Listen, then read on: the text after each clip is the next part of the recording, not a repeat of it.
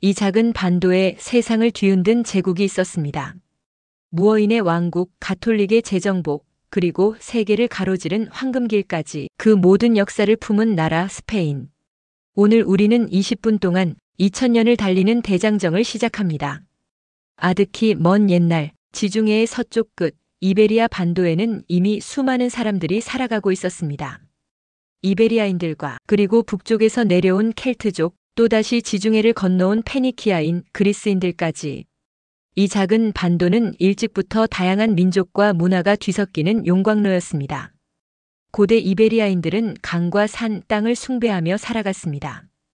그들은 청동기 문명을 이룩하고 원시적인 도시국가를 세웠으며 특히 은과 금, 철을 풍부하게 캐냈습니다. 이 자원들은 곧 외부 세계의 눈을 끌게 되죠. 기원전 9세기경 페니키아인들은 오늘날의 카디스를 건설하며 서쪽 무역을 지배하기 시작합니다. 이어 카르타고인들도 반도 남부의 세력을 확장하며 이베리아 반도는 서서히 국제 무대에 오르게 됩니다. 하지만 이 땅을 진정으로 뒤흔든 사건은 로마와 카르타고의 충돌, 즉 포에니 전쟁이었습니다. 기원전 3세기 카르타고의 젊은 장군 한니발은 놀라운 작전을 세웁니다. 그는 이베리아 반도에서 출발해 코끼리 부대를 이끌고 알프스를 넘어 로마를 기습 공격하려 했습니다. 이 일대는 카르타고의 주요 거점이었고 이베리아인들은 자연스럽게 이 거대한 싸움에 휘말리게 됩니다. 결국 긴 전쟁 끝에 로마가 승리합니다. 카르타고는 패배했고 이베리아 반도는 로마의 지배하에 들어가게 되죠. 이때부터 로마인들은 반도를 히스파니아라 부르기 시작합니다. 히스파니아 토끼의 땅이라는 의미였습니다. 광활하고 거친 이 땅은 로마에겐 단순한 변방이 아니었습니다. 풍부한 광물 자원, 전략적 요충지, 그리고 군사적 기지가 되었죠. 하지만 정복은 결코 순탄하지 않았습니다. 특히 누만시아라는 작은 도시에서 벌어진 저항은 로마인들에게 깊은 인상을 남겼습니다. 누만시아 사람들은 몇 년 동안 로마군에 맞서 끝까지 버티다가 결국 항복 대신 도시를 불태우고 스스로 목숨을 끊었습니다. 그 투지는 훗날 스페인 민족 정신의 원형처럼 기억되죠. 로마는 이곳에 거대한 도로망을 깔고 수도 시스템과 공공 목욕탕, 원형극장을 세웠습니다. 언어는 라틴어로 통일됐고 법과 행정 체계가 뿌리를 내렸습니다. 히스파니아는 점차 로마 문화에 깊숙이 흡수되었고 뛰어난 인재들이 많이 이곳에서 태어납니다. 가장 유명한 인물이 바로 로마 제국의 황제 트라야누스와 하드리아누스. 이 둘은 모두 오늘날의 스페인 지역에서 태어난 히스파니아계 로마인이었습니다. 트라야누스는 로마 제국의 최대 영토를 확장했고 하드리아누스는 방어에 집중해 영국 북부에 유명한 하드리아누스 장벽을 세웠죠. 이처럼 히스파니아는 단순히 정복당한 속주가 아니라 로마 제국 내부에서도 중요한 역할을 맡는 지역으로 발전합니다. 하지만 역사의 수레바퀴는 멈추지 않습니다. 로마 제국은 내부 부패와 게르만족 침입으로 휘청거리기 시작합니다. 혼란스러운 틈을 타 반도에는 수에비족, 반달족, 알란족 같은 게르만족들이 몰려들고 곧이어 북쪽에서 등장한 강력한 민족, 서고트족이 이베리아를 장악합니다. 히스파니아는 다시 새로운 주인을 맞이하게 됩니다. 서기 5세기 로마는 무너졌지만 히스파니아 그리고 오늘날 스페인의 이야기는 이제 막 시작이었습니다. 로마 제국이 붕괴하자 히스파니아는 서고트 왕국의 지배를 받게 됩니다. 서고트족은 로마의 유산 위에 자신들만의 왕국을 세우지만 강력한 중앙 권력이 부재했고 왕위 계승을 둘러싼 내부는 끊이지 않았습니다. 이 틈을 노린 것은 사하라 사막을 넘어 북아프리카를 장악한 이슬람 세력이었습니다. 711년 무어인이라 불리는 북아프리카의 베르베르 무슬림 군대가 타리크 이븐 지아드 장군의 지휘 아래 지브롤터 해협을 건너 이베리아 반도에 상륙합니다. 그들은 믿을 수 없을 만큼 빠른 속도로 반도를 점령해 나갑니다. 서고트 왕국은 무너졌고 이슬람은 스페인의 남부 특히 안달루시아 지역을 중심으로 새로운 문명을 세웠습니다. 코르도바, 세비야, 톨레도. 이 도시는 이제 단순한 요새가 아니라 과학, 철학, 의학, 예술의 중심지가 됩니다. 특히 코르도바 칼리프국은 10세기 무렵 유럽에서 가장 찬란한 문명 도시로 성장합니다. 거리에는 가로등이 켜졌고 도서관에는 수천 권의 책이 있었으며 거리마다 상점과 공방이 늘어섰습니다. 당시 유럽 대부분은 중세 암흑기를 겪고 있었지만 이곳 코르도바는 지식과 문화의 빛을 밝히고 있었던 것이죠. 그러나 기독교 세계는 이 침공을 잊지 않았습니다. 북부 산악지대 아스투리아스 왕국 718년 펠라요라는 인물이 작은 군대를 이끌고 코바돈과 전투에서 무어인을 격퇴합니다. 이 승리는 단순한 전투 이상의 의미를 가졌습니다. 바로 레콩키스타라는 국토 회복 운동의 시작이었기 때문입니다. 이때부터 무려 700년에 걸친 전쟁이 시작됩니다. 북부의 작은 기독교 왕국들은 하나하나 통합되고 성장하며 남쪽으로 영토를 넓혀나갑니다. 9세기, 10세기, 11세기 수백 년 동안 이어진 끈질긴 전쟁. 때로는 연합하고 때로는 서로 다투면서도 기독교 세력은 조금씩 무어인의 세력을 남쪽으로 밀어내기 시작합니다. 특히 11세기에는 카스티아 왕국과 아라곤 왕국이 급부상합니다. 전설적인 기사 엘시드는 이 시기의 상징적인 인물입니다. 엘시드는 무어인과 싸우기도 하고 때로는 무어인을 위해 싸우기도 했지만 결국 발렌시아를 점령하며 기독교인의 영웅이 됩니다. 12세기, 13세기에는 톨레도, 세비야, 코르도바 등 주요 도시들이 차례로 함락되며 이슬람 세력은 점점 남쪽 그라나다 지방으로 몰리게 됩니다.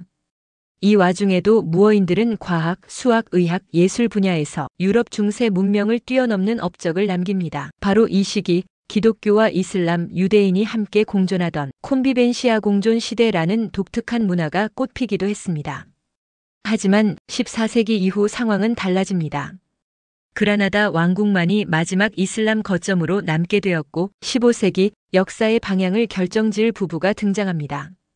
바로 카스티아 왕국의 이사벨 1세와 아라곤 왕국의 페르난도 2세. 이 둘은 결혼을 통해 스페인 통일의 기반을 다지고 마침내 1492년 그라나다를 함락시키며 700년 동안 이어진 레콩키스타를 완성합니다. 이와 동시에 이들은 또 하나의 거대한 사건을 준비하고 있었습니다. 스페인은 단순한 반도의 왕국이 아니라 곧 세계를 향한 새로운 시대를 열게 됩니다.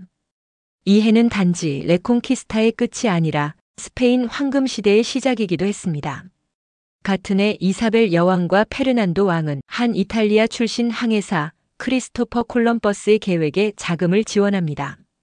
서쪽으로 항해하면 인도에 도달할 수 있다는 그 주장은 무모해 보였지만 스페인 왕실은 기회를 잡았습니다. 콜럼버스는 결국 아메리카 대륙에 도달합니다. 비록 그가 인도에 이르렀다고 착각했지만 이 사건은 스페인에게 전례 없는 기회를 가져다 주었죠. 곧이어 수많은 콘키스타도르 정복자들이 신대륙으로 건너갑니다. 에르난 코르테스는 강력한 아즈텍 제국을 무너뜨리고 프란시스코 피사로는 안데스 산맥 깊숙이 자리 잡은 잉카 제국을 정복합니다. 스페인은 금과 은을 실은 함대들을 통해 엄청난 부를 본국으로 쏟아들입니다. 세비야의 항구에는 매년 금은 보화가 가득한 배들이 들어왔고 왕실의 금고는 날로 불어났습니다. 16세기 카를 5세가 즉위하면서 스페인은 유럽과 신대륙, 아시아, 아프리카에 걸쳐 광대한 영토를 지배하는 세계 제국이 됩니다.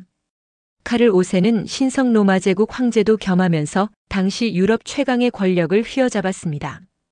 그의 아들 펠리페 2세에 이르러 스페인 제국은 정점을 찍습니다. 태양이 지지 않는 제국, 어디선가 항상 스페인 국기가 휘날리고 있다는 말이 현실이 된 것입니다. 필리핀 제도는 펠리페 2세의 이름을 따 명명되었고 중남미 전역은 스페인 식민지로 편입됩니다. 하지만 이 번영은 영원할 수 없었습니다. 1588년 펠리페 2세는 영국을 굴복시키기 위해 무적 함대를 파견합니다. 그러나 영국 해군과 거센 폭풍 앞에서 무적 함대는 참패하고 맙니다. 이 패배는 스페인의 해상 패권에 처음으로 균열을 낸 사건이었죠. 이후 17세기 스페인은 내부적 문제에도 시달립니다. 엄청난 양의 은이 들어왔지만 경제는 오히려 약화되었습니다. 대량의 은 유입은 물가를 폭등시켰고 상공업 발전 대신 토지 귀족과 교회가 경제를 움켜쥐었습니다. 농업은 낙후되고 세금 부담은 극심해졌죠. 게다가 유럽 대륙에서는 스페인이 개입한 잦은 전쟁과 내전이 국력을 점점 소모시켰습니다. 30년 전쟁, 프랑스와의 전쟁, 포르투갈 독립 전쟁 등 스페인의 지배력은 서서히 그러나 확실하게 약해져 갔습니다. 17세기 후반 합스부르크 왕조의 마지막 군주인 카를로스 2세가 후계자 없이 죽자 스페인은 왕위 계승 전쟁에 휘말립니다. 18세기 초 결국 프랑스 부르봉 가문의 펠리페 5세가 왕위에 오르며 스페인은 새로운 왕조 아래 재편되지만 이때부터 스페인은 세계 최강국의 자리를 영국과 프랑스에 내주게 됩니다. 비록 세계 제국의 영광은 퇴색했어도 스페인은 여전히 문화와 예술, 종교와 전통의 중심지로 남습니다. 바로 이 시기 스페인은 스페인 바로크 미술의 전성기를 맞습니다.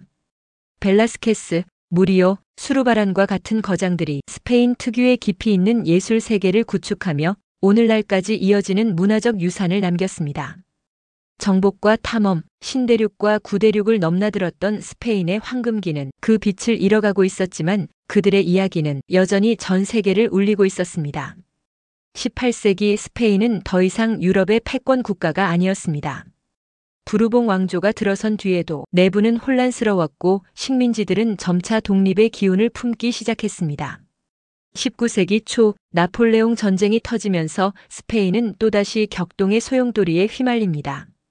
1808년 나폴레옹은 스페인을 침공하고 형 조제프 보나파르트를 왕으로 앉힙니다. 이에 저항하는 스페인 국민들은 전국 각지에서 게릴라전을 벌였고 게릴라라는 단어가 이때 처음 등장하게 됩니다. 스페인 독립전쟁은 6년 동안 이어졌고 결국 나폴레옹은 스페인에서 철수합니다. 그러나 승리 이후에도 스페인의 내부 사정은 나아지지 않았습니다. 19세기 내내 왕정과 공화정, 군사 쿠데타가 반복되었습니다. 자유주의자와 보수주의자, 공화주의자와 왕당파, 지방주의자와 중앙집권주의자. 스페인은 끊임없이 갈라지고 부딪히며 국가의 힘을 소모했습니다. 해외에서는 더 나쁜 소식이 들려옵니다. 중남미의 스페인 식민지들이 줄줄이 독립을 선언했습니다. 멕시코, 아르헨티나, 칠레, 페루, 콜롬비아. 그동안 스페인의 부를 지탱하던 신대륙 식민지들은 모두 떠나버렸습니다. 스페인은 한때 세계를 지배했던 제국에서 유럽의 변방 국가로 전락하게 됩니다. 20세기 초로 접어들면서 상황은 더 악화됩니다. 스페인은 사회적 불평등이 극심했고 귀족과 부유한 지주들은 특권을 유지했지만 농민과 노동자들은 극심한 빈곤에 시달렸습니다. 정치는 무능했고 군부는 갈수록 정치에 개입했습니다. 그리고 마침내 1931년 왕정이 무너지고 스페인 제2공화국이 수립됩니다. 희망도 잠시, 공화국 정부는 급진 좌파와 보수 우파 사이에 극심한 갈등에 휘말립니다. 이념의 대립은 타협을 허락하지 않았습니다. 1936년 프랑코 장군을 중심으로 한 군부가 반란을 일으키면서 스페인 내전이 시작됩니다. 한쪽은 공화파 좌파, 사회주의자, 공산주의자, 아나키스트. 다른 한쪽은 국민파 보수, 군부, 왕당파, 가톨릭 세력. 스페인은 두 진영으로 갈라져 무차별적인 학살과 복수를 주고받으며 끔찍한 내전에 빠져듭니다. 세계 곳곳의 지식인들과 청년들이 이 전쟁에 참여했습니다. 조지 오웰은 카탈로니아 찬가를 통해 스페인 내전을 기록했고 파블로 피카소는 바스크 지방의 작은 도시 게르니카가 나치 독일군에 의해 폭격당한 참상을 게르니카라는 걸작에 담았습니다. 스페인 내전은 단순한 내전이 아니라 전 세계 이념 대립의 전초전이었습니다.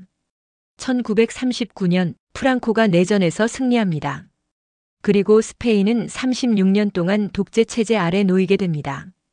프랑코 정권은 강력한 검열과 탄압으로 언론, 예술, 정치 자유를 억압했습니다. 카탈루냐어, 바스크어 같은 지역 언어 사용은 금지됐고 반체제 인사들은 투옥되거나 처형당했습니다. 하지만 프랑코는 2차 세계대전 동안 교묘하게 중립을 지키며 전후까지 살아남았고 냉전이 시작되면서 서방 세계는 반공주의를 이유로 프랑코 정권을 사실상 묵인합니다. 스페인은 국제사회에서 고립됐지만 경제적으로는 1950년대 이후 점진적 개방을 시도하며 조심스럽게 성장하기 시작합니다. 그럼에도 불구하고 프랑코 치하의 스페인은 자유를 잃은 나라였습니다. 그리고 이 긴 어둠의 시대 끝에는 또 다른 변화의 바람이 기다리고 있었습니다. 1975년 스페인의 긴 밤이 끝났습니다. 프랑코가 세상을 떠나고 마침내 스페인은 새로운 시대를 준비하게 됩니다. 수십 년간 억압과 검열 속에 살아온 국민들에게 민주주의는 아직 낯설고 두려운 이름이었습니다. 그때 등장한 인물이 후안 카를로스 1세입니다. 프랑코가 생전에 자신이 지명한 후계자였기에 많은 이들은 그가 독재를 이어갈 것이라 예상했습니다. 그러나 후안 카를로스 1세는 세상의 예상을 뒤엎습니다. 그는 군부의 압박을 뚫고 헌법 제정과 자유선거, 다당제 민주주의를 추진합니다. 1978년 스페인은 새 헌법을 제정합니다. 입헌군주제를 채택하고 언론의 자유, 집회의 자유, 여성과 소수자의 권리를 보장하는 새로운 사회로 탈바꿈합니다. 그리고 1981년 군부 일부가 쿠데타를 일으켰을 때 후안 카를로스 1세는 군복을 입고 방송에 출연해 나는 헌법과 국민을 지킨다고 선언합니다. 그 한마디는 스페인 국민들에게 엄청난 신뢰와 감동을 안겨주었고 쿠데타는 실패로 끝납니다. 이렇게 스페인은 총 한 방 쏘지 않고 독재에서 민주주의로 넘어간 세계 역사상 유례없는 평화적 전환을 이루어냅니다. 이 시기를 스페인 사람들은 라 트란시시온, 전환이라고 부릅니다. 정치뿐만이 아닙니다. 경제도 급격히 변하기 시작합니다. 스페인은 1986년 유럽연합 EU에 가입하면서 유럽 경제권에 본격적으로 편입됩니다. 고속도로, 철도, 공항 같은 인프라가 대대적으로 건설되고 관광산업은 폭발적으로 성장합니다. 특히 1992년 바르셀로나 올림픽은 스페인이 완전히 달라졌다는 걸 세계에 보여주는 결정적 무대였습니다. 세계는 스페인을 다시 주목했습니다. 가우디의 환상적인 건축, 피카소와 미로의 현대 미술, 플라멩코의 열정과 축구장에서 울려 퍼지는 함성은 스페인은 예술과 자유, 열정의 나라로 다시 태어났습니다. 특히 바르셀로나는 단순한 도시가 아니라 문화와 예술의 수도로 변모합니다. 19세기 후반부터 활동했던 안토니 가우디는 이 시대에도 여전히 살아있었습니다. 그가 남긴 사그라다 파밀리아 대성당은 여전히 건설 중이지만 그 곡선과 색채, 신과 자연을 향한 상상력은 세계인들의 가슴을 울립니다. 그리고 스페인 왕실도 후안 카를로스 1세 이후 필리페 6세로 왕위를 계승하며 입헌군주제 아래 안정된 체제를 이어갑니다. 하지만 스페인의 길은 결코 평탄하지 않았습니다. 2008년 글로벌 금융위기 때 스페인은 치명타를 입었고 청년 실업률은 유럽 최악 수준까지 치솟습니다. 또한 카탈루냐 독립운동은 국가 정체성에 대한 논쟁을 불러일으켰습니다. 2017년 카탈루냐 지방은 독립을 선언하려 했고 중앙정부는 이를 강경 진압했습니다. 이 사건은 스페인 사회에 깊은 상처를 남겼지만 동시에 국민들은 다시 한번 법치와 민주주의의 중요성을 절실히 깨닫게 되었습니다. 오늘날 스페인은 경제적으로 유럽 5위권, 문화적으로는 세계적인 영향력을 가진 나라로 성장했습니다. 태양 아래 붉게 빛나는 투우장, 거리마다 울려 퍼지는 플라멩코 기타 소리, 그리고 바르셀로나 골목골목마다 깃든 가우디의 숨결, 과거의 상처를 끌어안고 자신만의 리듬으로 앞으로 나아가는 나라, 그것이 오늘의 스페인입니다. 21세기 스페인은 과거와 현재, 그리고 미래가 한데 어우러진 나라로 성장했습니다. 과거에는 무어인의 도시였던 코르도바, 레콩키스타를 완성한 그라나다의 알람브라 궁전, 그리고 왕들의 도시 마드리드까지 스페인 곳곳에는 여전히 찬란했던 문명의 흔적이 살아 숨쉬고 있습니다. 경제적으로 스페인은 유럽연합 이후 내 5위권 경제 대국입니다. 관광, 자동차, 농업, 재생에너지 산업이 고르게 성장했고 특히 바르셀로나와 마드리드는 유럽에서 가장 활기찬 경제 중심지 중 하나로 떠올랐습니다. 문화적으로 스페인은 여전히 세계인의 사랑을 받고 있습니다. 플라멩코는 유네스코 무형문화유산으로 지정되었고 마드리드의 프라도 미술관, 바르셀로나의 사그라다 파밀리아 대성당은 매년 수백만 명의 관광객을 끌어들입니다. 스페인 영화계도 괄목할 만한 발전을 이루었습니다. 페드로 알모도바르 감독은 스페인 영화의 품격을 세계에 알렸고 판의 미로, 아버지를 위한 노래 같은 작품은 스페인 특유의 정서와 상상력을 전 세계에 전했습니다. 그리고 빠질 수 없는 건 스페인 축구입니다. 레알 마드리드, FC 바르셀로나 같은 구단은 단순한 스포츠팀을 넘어 세계적인 문화 아이콘이 되었습니다. 엘 클라시코 레알과 바르사의 맞대결은 전 세계 수억 명이 지켜보는 스페인의 또 다른 전쟁이 되었죠. 하지만 찬란한 겉모습 이면에도 스페인은 여전히 풀어야 할 숙제를 안고 있습니다. 첫 번째는 지역 정체성 문제입니다. 특히 카탈루냐와 바스크 지역은 스페인으로부터의 더 큰 자율성 혹은 독립을 요구해왔습니다. 2017년 카탈루냐 독립선언 사태는 스페인 헌법과 민주주의를 시험하는 사건이었고 오늘날까지도 스페인 사회를 양분하는 논쟁거리로 남아 있습니다. 두 번째는 경제적 불평등과 청년 실업입니다. 코로나19 팬데믹 이후 스페인은 관광 산업 타격을 크게 받았고 청년층의 실업률은 여전히 유럽 최고 수준 중 하나입니다. 미래 세대가 다시 꿈꾸고 도전할 수 있는 기반을 마련하는 것이 스페인의 중요한 과제가 되었습니다.